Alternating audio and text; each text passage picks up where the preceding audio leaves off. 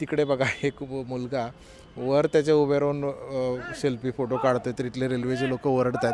म्हणजे असं काहीतरी आठवण पाहिजे म्हणून असं काहीतरी धाडस करू नका. वरून खाली जर पडलात तर तुम्हाला लोक ओरडा लागले तरी त्याचं लक्ष नाही आहे. म्हणजे आठवण पाहिजे पण वर चढायला ए भैया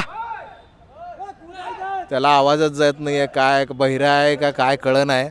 पण लोक इथले कामगार लोक एवढे ओरडायला लागलेत. आठवण पाहिजे म्हणून काय त्याच्या वर चढून फोटो काढणार का तू. पडला बिडला तर मग तुझी आठवण कायम राहील. रेल्वे पुलाकडे आपण निघालो आहे. आता नेमकं काम कसं सुरू आहे किंवा काय सुरू आहे हे आपण पाहणार आहोत. हा पर्यायी जो रस्ता आहे म्हणजे बाजूने निघाला हा बऱ्याच वर्षापासून बंद आहे. त्यामुळे कचरा पण बराचसा असला. रेल्वे विभागाचे कर्मचारी इकडे दिसत आहेत. काही अधिकारी पण बसलेले आहेत. दमाणी नगर परिसरातल्या रेल्वे पुलाच्या परिसरात मी आत्ता आहे. वरून सुद्धा आपण पाहिलं आहे आणि आत्ता खाली आलो आहे आपण. तर हे 1922 साली बांधण्यात आलेला हा सगळा पूल आहे. इथून हा जाणारा मुख्य रस्ता म्हणजे रेल्वेचा रस्ता. आणि या ठिकाणी हे आपल्याला रेल्वेचे कामगार दिसतात. या ठिकाणी हा पूल जो आहे तो जवळपास याला 100 वर्षापेक्षा जास्त काळ झालेला आहे. त्यामुळं रेल्वे प्रशासनाने आता हा पूल पाडून इथं नवीन पूल बांधण्याचा निर्णय घेतला आहे. आणि आज रात्रीपासून हा पूल वाहतुकीसाठी पूर्णपणे बंद करून या ठिकाणी सातत्याने काम सुरू राहणार आहे. याचीच तयारी या कामाची तयारी आपल्याला दिसते. पलीकडे सुद्धा रेल्वे विभागाचे कर्मचारी आहेत आणि इकडे सुद्धा काम सुरू आहे. म्हणजे एक छावणीचं स्थळ जसं असतं त्या पद्धतीने याची तयारी दिसते. म्हणजे इथे कामगारांसाठी छोटा शेड पण आहे. बरेच बॅरल वगैरे पण आहेत.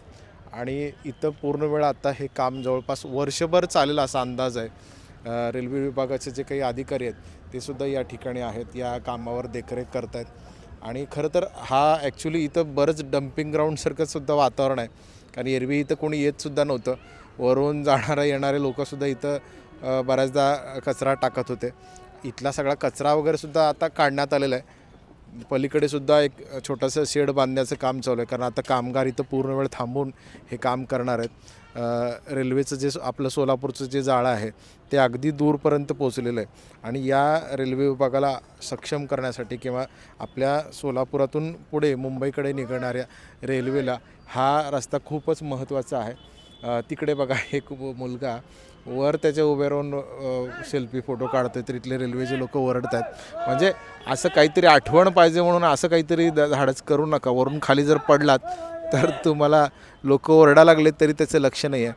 म्हणजे आठवण पाहिजे पण वर चढायला ए भैया त्याला आवाजच जात नाही आहे. काय बहिरा आहे का काय कळण आहे. पण लोक इथले कामगार लोक एवढे ओरडा लागलेत. आठवण पाहिजे म्हणून काय त्याच्या वर चढून फोटो काढणार का तू. पडला बिडला तर मग तुझी आठवण कायम राहील. रेल्वे विभागाचे अधिकारी इथं पूर्ण वेळ आहेत आणि या कामाला आता सुरुवात होणार आहे. सुरुवात होणाऱ्यापेक्षा झालेली आहे. हे काम जवळपास 1 वर्षभर चालेल असं प्रशासनाने सांगितलेलं आहे. हे रेल्वे विभागाचे कर्मचारी आपल्याला या ठिकाणी दिसत आहेत.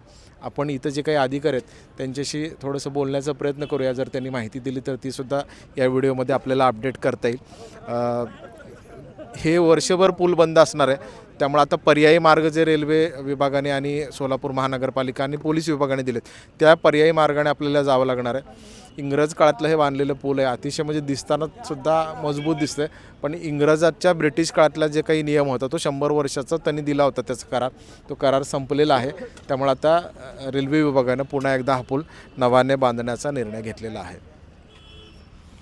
छोटे फंक्शन के लिए Mayur classic AC banquet hall मिलेगा सिर्फ 10,000 रुपयों में। Mayur classic AC banquet hall, जुड़े Solapur. Management by spice and ice events.